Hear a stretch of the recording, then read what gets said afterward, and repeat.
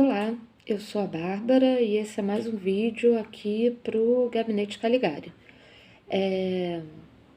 O título desse vídeo vai ser alguma coisa relacionada a male gaze, a cinema colonizador vindo da Europa. Eu quero pegar dois filmes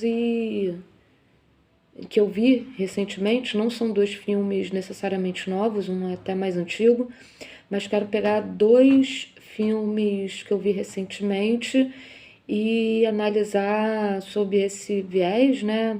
Um deles especialmente usando White Savior também, o outro menos, mas para pontuar mais uma vez algumas coisas que eu tenho falado nos últimos vídeos sobre certo cinema feito muitas vezes por homens e que muitas vezes europeus, né? Enfim, eu acho que esse cinema imperialista vindo dos Estados Unidos, que faz a nossa cabeça no sentido de que a gente cresce com ele e a gente começa a copiar, mimetizar certos tipos de comportamento, sobretudo certos tipos de consumo. São filmes que têm que ser vistos com muito olhar críticos, têm que ser combatidos em certa medida, enfim.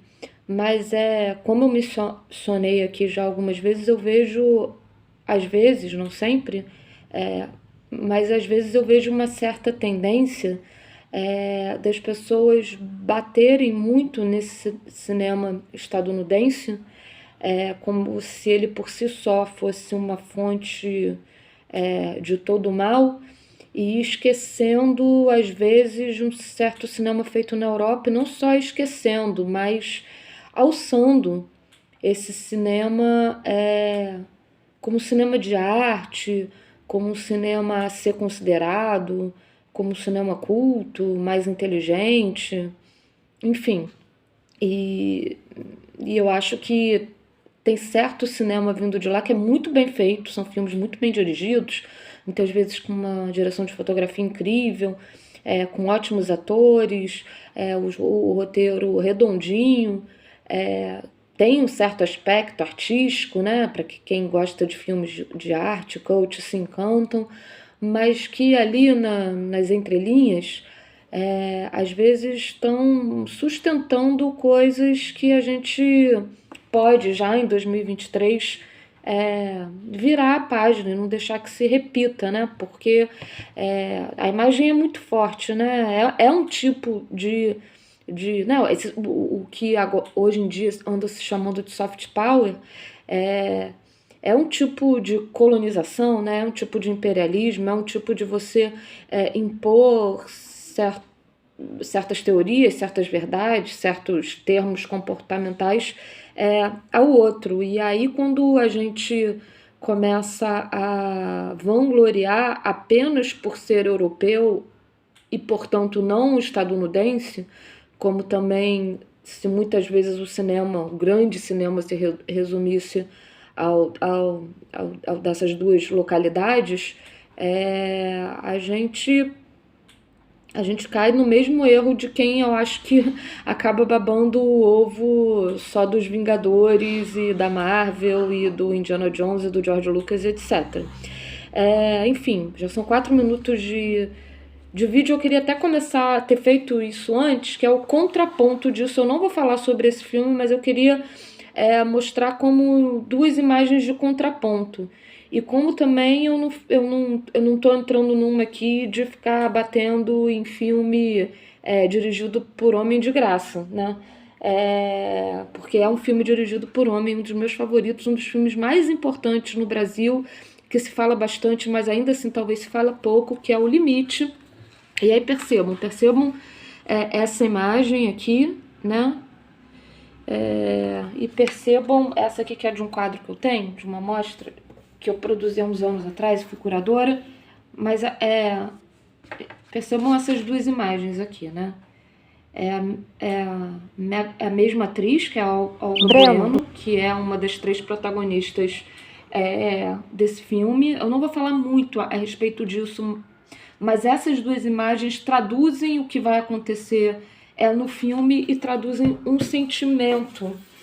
Eu vi pela primeira vez esse filme no final da adolescência, início da fase adulta, e já revi muitas vezes esse filme. Tive o privilégio e a honra de poder produzir exibições dele nessa mostra que eu produzi. E essas 2 imagens sempre me impactaram muito. Na realidade, quando saiu a verba para fazer essa mostra, ela foi aprovada na Caixa Cultural na época, eu queria que essa imagem tivesse sido a do cartaz. Fui convencida a não ser por parte da minha produção, que achava que era uma maneira de calar as mulheres, apesar de eu achar que ela traduz muito como as mulheres sentem. Eu me lembro quando eu vi isso no cinema. Enfim, nem a imagem original dele. Depois descobre-se o Mário Peixoto, apesar de fazer um filme em 1931, já era um grande tropicalista, né? No sentido de que ele pegava todas as influências lá de fora, comia e vomitava do seu jeito todo próprio e, por que não, brasileiro. Enfim, essa imagem ele viu, acho que numa revista francesa, uma coisa muito parecida, e reproduziu, mas dentro do filme tem super sentido isso, né, que é o aprisionamento, imagino lá em 1931, do feminino, que ele já se coloca a comentar. E essa outra imagem do barco, a deriva, né, essa mulher na ponta do barco também é uma imagem que transmite solidão, né? Transmite um certo abandono, transmite um certo desejo de liberdade também, né? Lá na popa desse pequeno barco, olhando para o horizonte, enfim. Mas como o filme é sobre as memórias de 3 pessoas que estão ali à deriva, talvez essa esperança ela evoca, mas não transmita por si só. E tudo isso para falar que, assim, o male gaze, a gente pode até contextualizar filmes feitos em tais épocas com diretores, tratar dessa maneira, né? Imagina um homem filmando em 1940, 1950, 1960, óbvio que vai ver a mulher assim, mas assim, o Mário Peixoto em 1931, o seu olhar, sim, de homem branco, né, de família boa aqui, né, do Rio de Janeiro, pode-se dizer aristocrata, ele em 1931 tem um olhar ao filmar o feminino, que não é esse olhar que tem se chamado de male gaze ultimamente, que é um olhar muito misógino, de certa forma, né? Porque é o olhar do desejo do homem no corpo da mulher como forma apenas de objeto, né? Queira ou não queira, a publicidade, né, faz isso com as propagandas de cerveja, etc e tal. Os Estados Unidos, no seu cinema hollywoodiano, fez e faz muito isso, mas eu acho que sem muitos disfarces, né, sem margem à interpretação se é isso mesmo, não, sendo muito objetivo para que serve ali a objetificação do corpo da mulher. Mas a Europa também sempre fez, ao menos talvez dos anos 60 para cá, com esse lugar de colocar a mulher no lugar romântico e idealizado, sim, sexualmente, mas não muito mais do que isso, né? E aí vai por vários outros lugares que eu quero começar a comentar logo aqui, porque já está em 9 minutos de vídeo. O primeiro filme que eu quero comentar é um filme que ele é lançado no Brasil em 1993, mas ele é de 1992. Ele se chama Indochina. É um filme que eu vi com a minha mãe, adolescente. Achei o filme belíssimo. A Catherine Deneuve com 50 anos, lindíssima, e na época tinha toda uma publicidade como uma mulher de 50 anos podia estar tão bem, tão charmosa, tão sexy. O filme se passa na Indochina, né, que depois vem a se tornar Vietnã e Camboja, ainda durante a colonização francesa. Talvez a pior coisa desse filme não seja somente o male gaze, que existe sim, mas é um cinema com um profundo sentimento de white savior. É uma história que talvez, se tivesse sido contada sob a perspectiva principal, não da Catherine Deneuve, mas da outra personagem, que é da filha adotiva dela, que aí sim é nativa do local, é uma princesa órfã, que a Catherine Deneuve é uma grande baronesa da borracha lá, e adota ela por empatia, por amor, mas também por comércio, porque isso faz inclusive aumentar as terras dela e o poder dela ali na região. A própria Catherine Deneuve é francesa, mas apesar de ser francesa, pouco vai à França, então ela se diz que ela se sente ali uma nativa da Indochina, mas quando a gente vai ver o dia a dia dela, não é, né? Ela como aqui no Brasil a gente está bem acostumado também a entender a senhorinha ali daquele, entre aspas, engenho, né? No caso, não é engenho, é extração de borracha. Mas ela tem uma grande fazenda de borracha com empregados escravizados, que ela trata muitíssimo mal e de maneira abusiva, onde até mesmo crianças têm longas horas de trabalho sem nenhuma segurança. Enfim, mas a princesa, né, que vira filha adotiva dela, ela trata com muito amor, trata logo de colocar ela numa escola católica.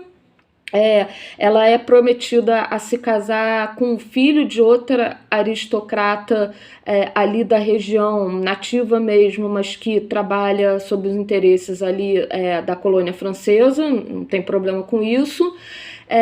Enfim, o filme se passa às vésperas da Revolução, né, que vai, enfim, tirar a região do domínio colonial da França. Então começa a ter já ali algumas tensões entre os colonos, alguns já com uma certa educação marxista e querendo de fato uma revolução, e os senhores ali, sejam os franceses, sejam os próprios da região, mas que se comportavam ali pelos interesses da França.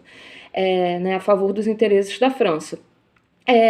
Até que aparece um oficial da Marinha, de um cargo bom, assim, né, não um grande cargo, mas de um cargo bom, mais jovem que a Catherine Deneuve. Eles meio que se apaixonam, tem uma relação. O Vincent Perrès, lindíssimo na época, quando ele surgiu, né, lindo, um gato jovem. E aí a personagem da Catherine Deneuve tem um caso com ele, e isso vira, em certo momento, a questão central do filme, até que há uma manifestação na rua, né, pró-revolução, que acaba rolando uns tiros.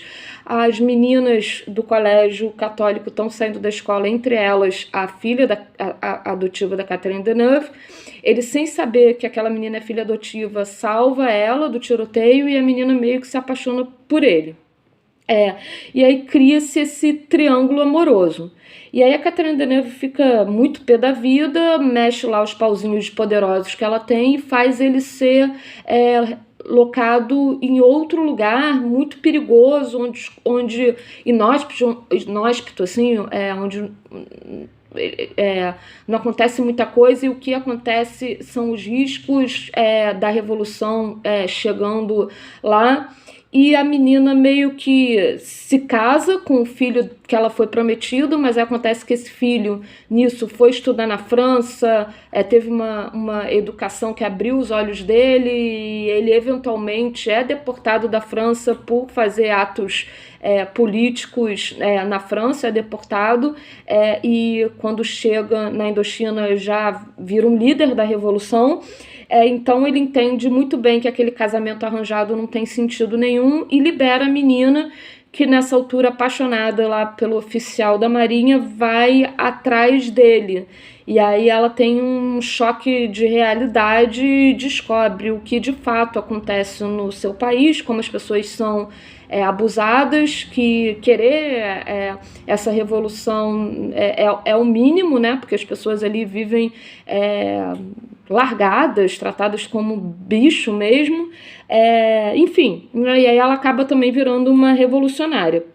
Sendo que o filme é completamente focado nessa história desse triângulo amoroso, tudo que move os personagens é em volta desse triângulo amoroso. O filme tem quase 3 horas de duração, quando ela, enfim, resolve ir correr atrás dele, e aí essa jornada dela começar a ser despertada para o que de fato acontece dura muito pouco, talvez tenha, sei lá, meia hora, 40 minutos de filme, e poderia ser a parte mais interessante, e não é, porque fica uma coisa meio en passant.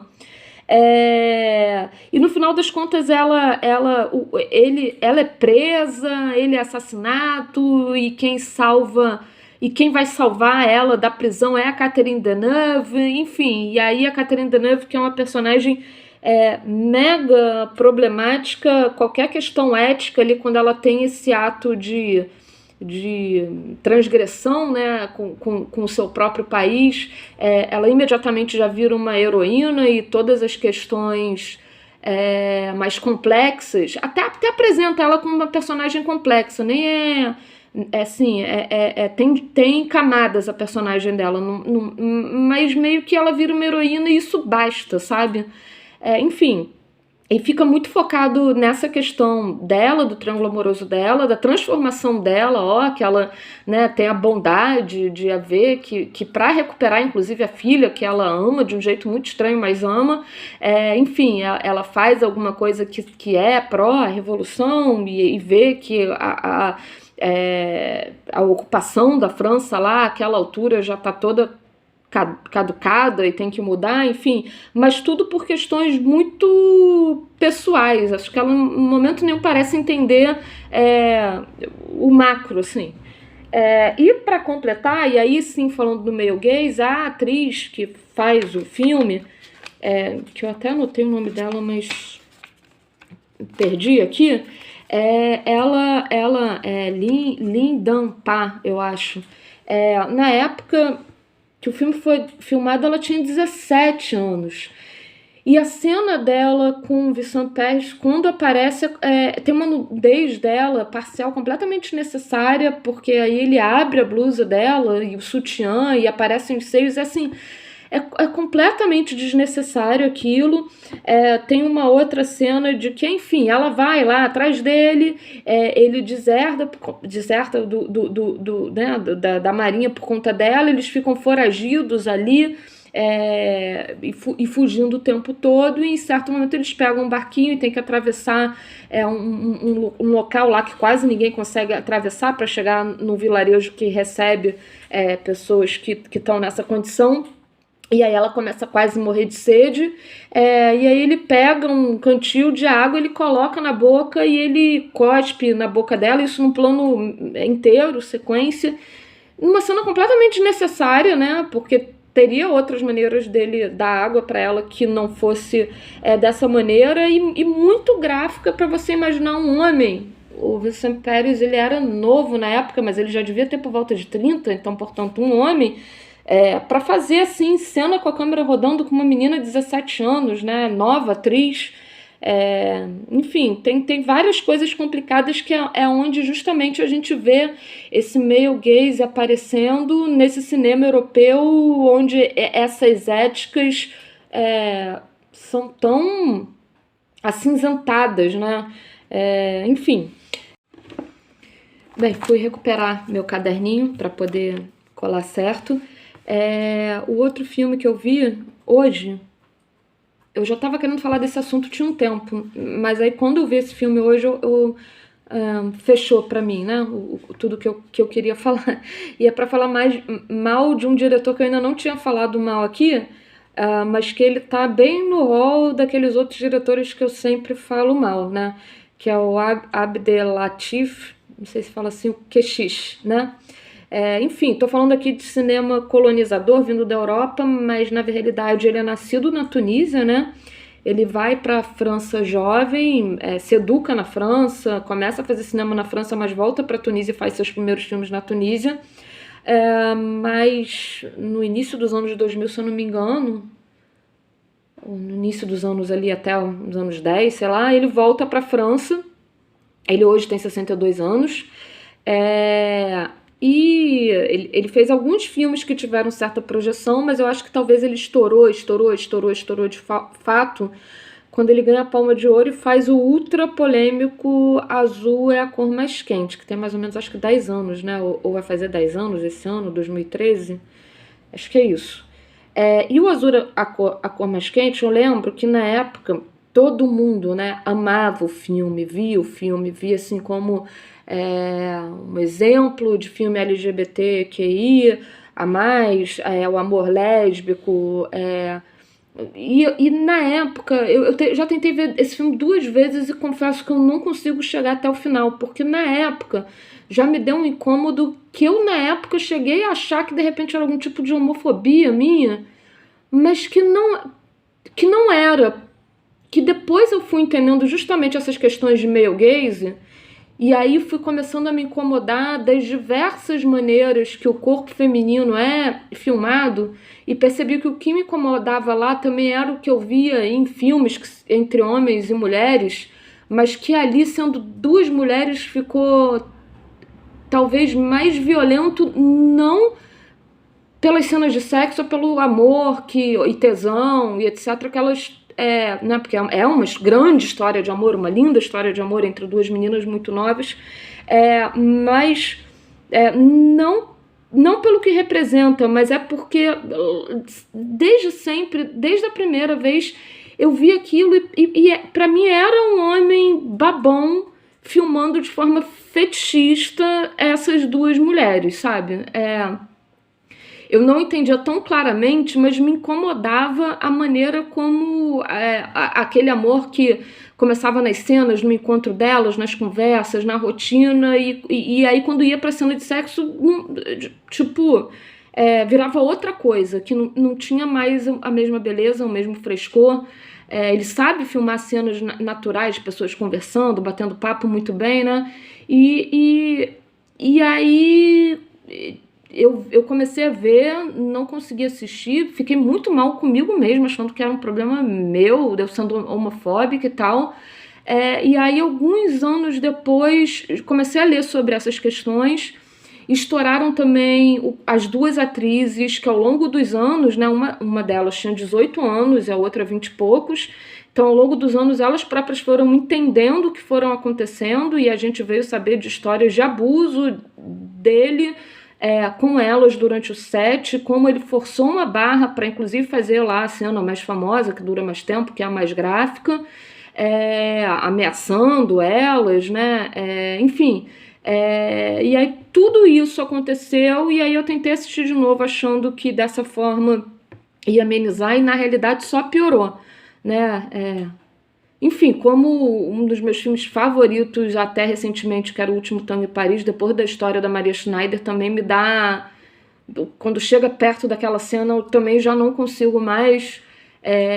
como recentemente ver a Brooke Shields chorando e falando de como ela foi filmada em Pretty Baby, ela ali literalmente uma criança mesmo, né?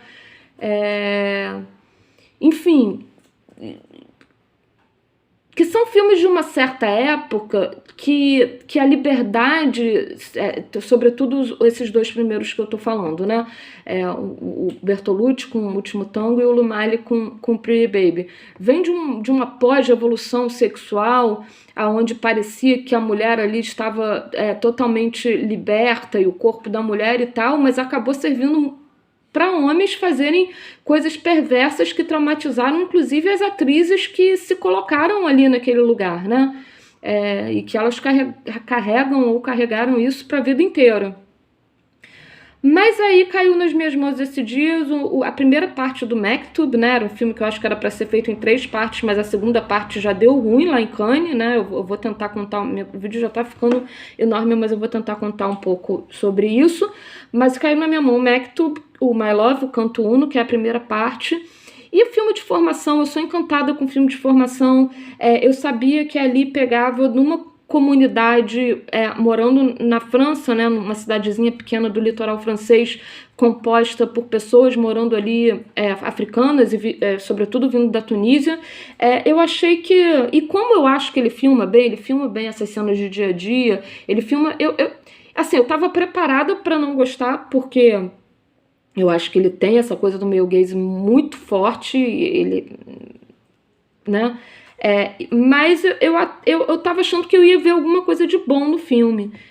E, gente, o filme, e aí depois no intermédio parece que ele vai piorar muita coisa, né? Porque nesse ele só foi vaiado em Veneza. Eu só soube depois de ver o filme que eu fui ler a respeito.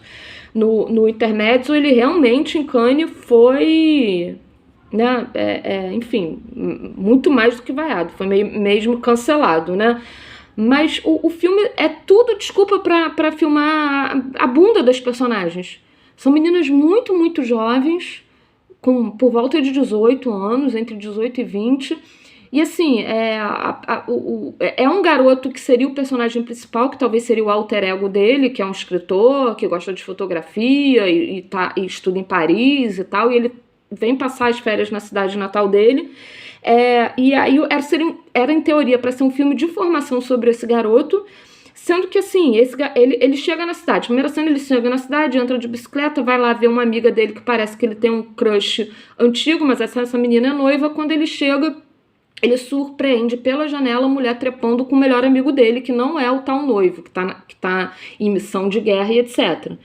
E a cena da trepada deles, que aí iniciou nos 2 primeiros minutos do filme, é muito gráfica, e não que eu tenha nenhum problema com isso, mas é muito gráfica no sentido de que é gráfica que nem filme pornô ruim, que é aquela mulher objetificada, assim, você conhece a primeira personagem, porque a primeira coisa que aparece é o peito dela.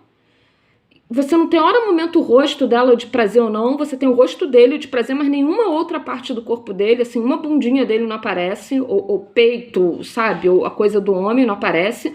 É o rosto dele sempre nela, aí pouca cara de prazer dela, e peito, partes íntimas, que é quando ele tá com a mão lá, e aí peito de novo e partes íntimas, e aí quando aparecem os rostos é mais o rosto dele de prazer do que ela curtindo aquilo, e aí já começa assim, você faz uou, e aí depois o filme vai assim, isso, assim, não tem nenhuma outra cena tão gráfica quanto essa, mas o filme mantém essa lógica, né? Tem outras 2 personagens que essas são francesas, mas elas vão ao longo daquele verão se relacionar com eles dois, com esses 2 personagens, né? Porque ninguém ali na vila pode saber que a noiva tá tendo caso com o que é o garanhão que paquera todo mundo. Então, os 2 personagens, os 2 amigos, eles vão se relacionar com 2 meninas francesas muito novinhas, e que, assim, antes de você descobrir quem elas são, do que elas gostam, por que elas estão ali, a câmera apresenta elas filmando o peito delas, elas de biquíni.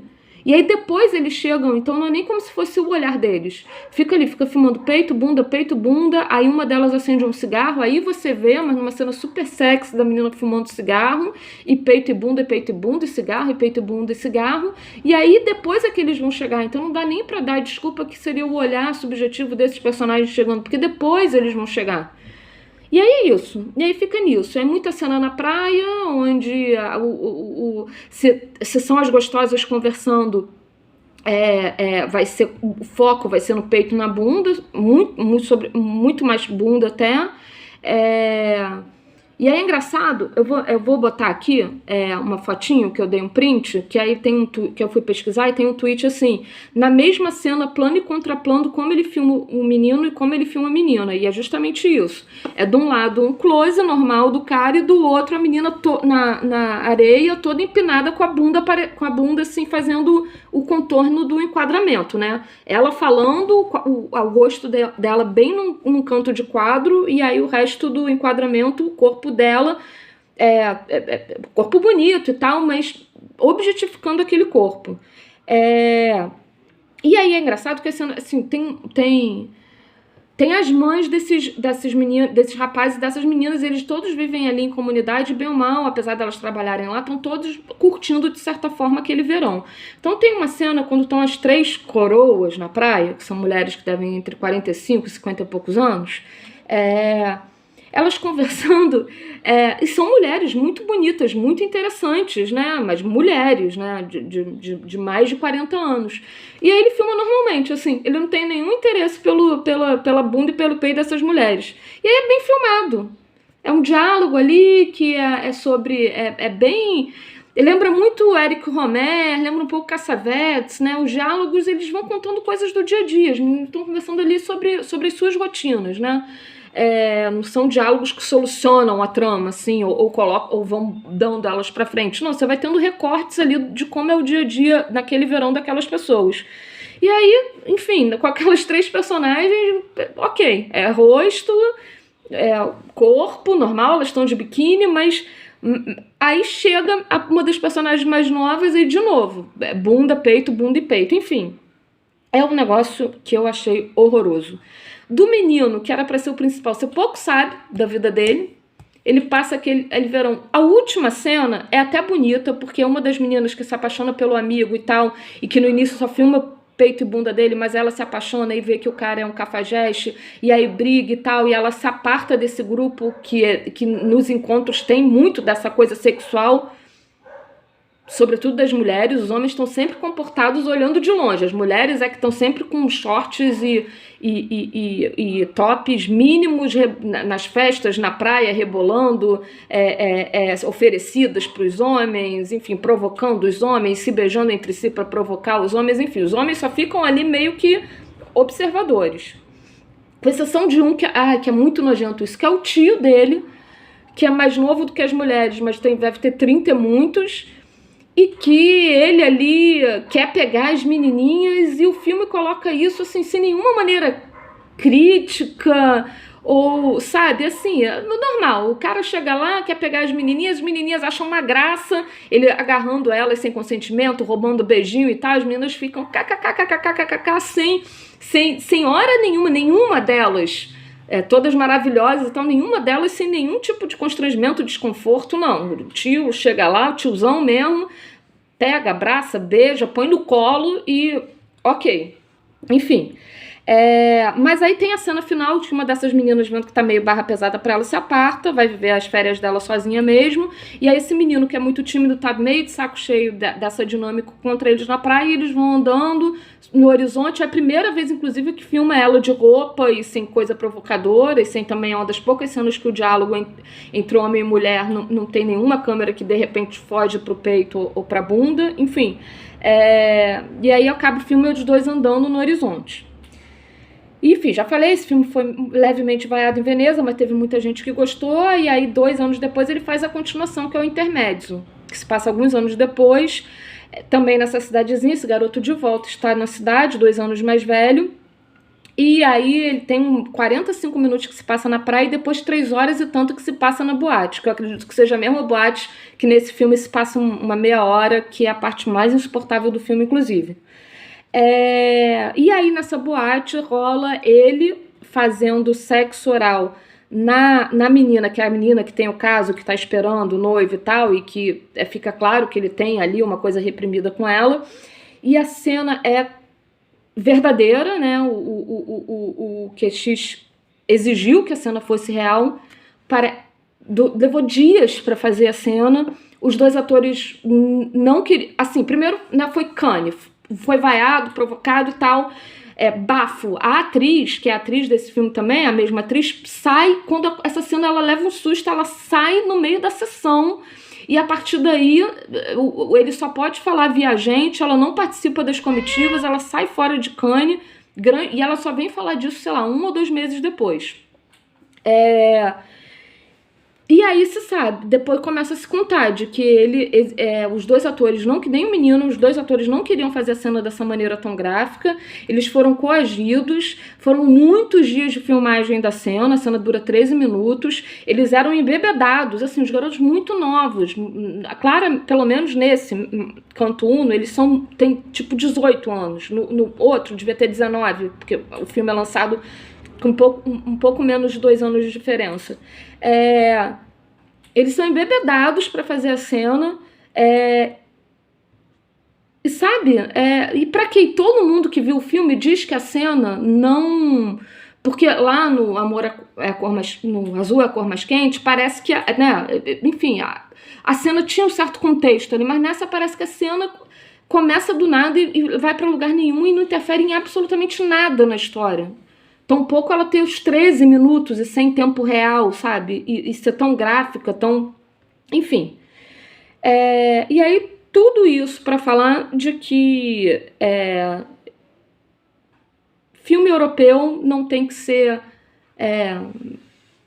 saudado só porque meramente porque ele é europeu. Filmar bem é um talento, mas que muita gente tem. Saiu uma coletiva da Tilda Swinton, em Cannes, dela falando pra gente procurar, sobretudo, filmes de mulheres diretoras, inclusive falando dos filmes ainda não feitos por mulheres diretoras, porque geralmente as mulheres não conseguem fazer os filmes, né? Então a gente olhar também para essas mulheres que não estão conseguindo fazer filmes, que a partir do momento que tiver pelo menos mais equilibrado esse número, talvez filmes como esse fica ainda mais feio, né? Porque esse não é um olhar da mulher sobre sexo, sobre o seu corpo. E dificilmente, mesmo querendo ser muito escroto, uma mulher filmaria um corpo de um homem também dessa maneira. Porque também é uma questão de poder, né? Do lugar do homem. E sim, de um cinema colonizador. Então vamos parar de falar só do cinema imperialista, que ele tem que ser falado e batido, mas inserir o cinema colonizador nisso e começar a ver filmes de mulheres. Na França, Julia Ducournau faz o Titanic, que para mim até hoje é um dos filmes mais interessantes de todos. Fora isso a Celine Sciamma, fora isso a italiana lá do Lázaro Felice, Alice, um nome judaico, esqueci agora o nome, enfim... E fora muitas outras, mas também o cinema latino-americano, o cinema africano, todo o cinematografia oriental, que essa coisa crítica de decolonizar o cinema não sirva só para os Estados Unidos, né? Mas sirva também igualmente para a Europa, porque tá na hora desses cânones europeus levarem mais sacodes, né? Não ficar só na conta dos norte-americanos, não, tá? É isso, gente. Vejo vocês na próxima. Tchau!